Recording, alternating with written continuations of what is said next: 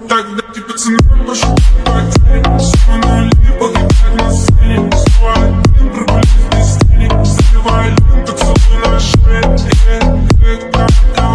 Тропы назад, в черный каскад. Вижу твой взгляд, снэп многояркий. Мог тебя взять, но ты не моя. Тогда тебе цена пошла потеря.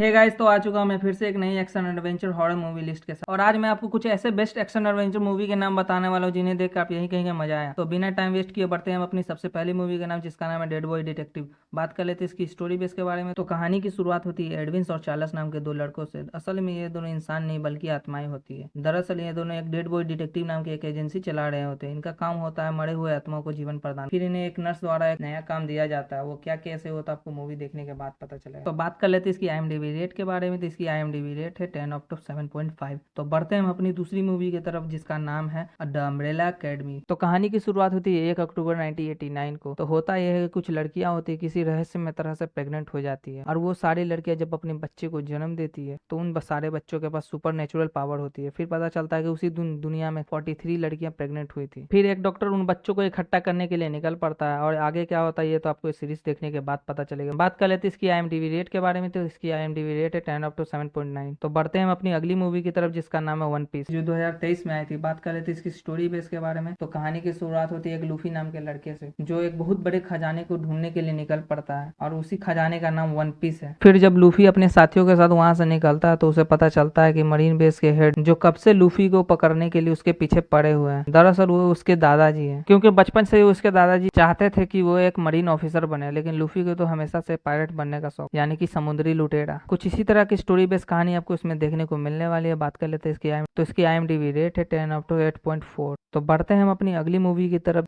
जिसका नाम एटलस है। ये हाल ही में OTT पे रिलीज हुई है, जो कि एक बहुत ही जबरदस्त science fiction action adventure movie है। बात कर लेते हैं इस मूवी की स्टोरी बेस के बारे में। तो ये मूवी AI पर बेस्ड है, जहां पर आपको एक ऐसा मास्टरमाइंड AI रोबोट देखने को मिलेगा जो कि इंसानों से एक कदम आगे होता है। अब AI रोबोट होने की वजह से उसके पास सोचने की पावर कुछ ज्यादा ही होती है, जिसकी वजह से वो अर्थ पर काफी सारी तबाहियां मचाता है। और फिर वो दूसरे प्लेनेट पर भाग जाता है, जहां पर जाने के बाद वो अर्थ को डिस्ट्रॉय करने की प्लानिंग बनाता है और अपने जैसे कुछ AI रोबोट भी बनाता है। लेकिन दोस्तों, आपको डरने की जरूरत नहीं, क्योंकि एटलस तैयार हो चुका है उस AI रोबोट का सामना करने के लिए। तो कुछ इसी तरह की स्टोरी बेस कहानी आपको इसमें देखने को मिलने वाली है। बात कर लेते हैं इसकी IMDb रेट के बारे में। तो इसकी IMDb रेट है 5.6। अब हम बढ़ते हैं अपनी अगली साइंस फिक्शन मूवी, जो एक कोरियन मूवी है। मूवी का नाम the return of the future, जो हाल ही में रिलीज हुई है। यहाँ पर मैं आपको क्लियर कर देना चाहूंगा, इस मूवी के 2 पार्ट आ चुका है, जिनमें से पहला पार्ट 2022 में रिलीज कर दिया गया था। लेकिन अब 2024 में इस मूवी का दूसरा भी पार्ट आ चुका है हिंदी लैंग्वेज में। बात कर लेते हैं इसकी स्टोरी बेस के बारे में। तो इस मूवी में आपको एक ऐसा एलियन क्रिस्टल देखने को मिलेगा जिसकी मदद से दूसरी दुनिया में टाइम ट्रेवल किया जा सकता है। और उसी क्रिस्टल की वजह से एक लियान नाम की लड़की दूसरी दुनिया में जाकर फंस जाती है। फिर लियान उस भविष्य की दुनिया से वापस अपनी दुनिया में लौटने के लिए उसी क्रिस्टल को ढूंढने की कोशिश करती है। लेकिन उसी क्रिस्टल के पीछे लियान ही नहीं बल्कि एक बहुत ही खतरनाक एलियन भी होता है, जो लिहान को मारकर उसे क्रिस्टल हथियाने के बारे में सोच रहा होता। तो कुछ इसी तरह की स्टोरी बेस कहानी आपको इसमें देखने को मिलेगी। बात कर लेते हैं इसकी IMDb रेट के बारे में। तो इसकी IMDb रेट है 10/6.6।